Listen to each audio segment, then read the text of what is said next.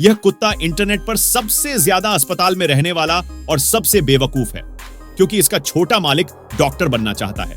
कुत्ता अपने मालिक की प्रैक्टिस के लिए रोज मरीज बनता है।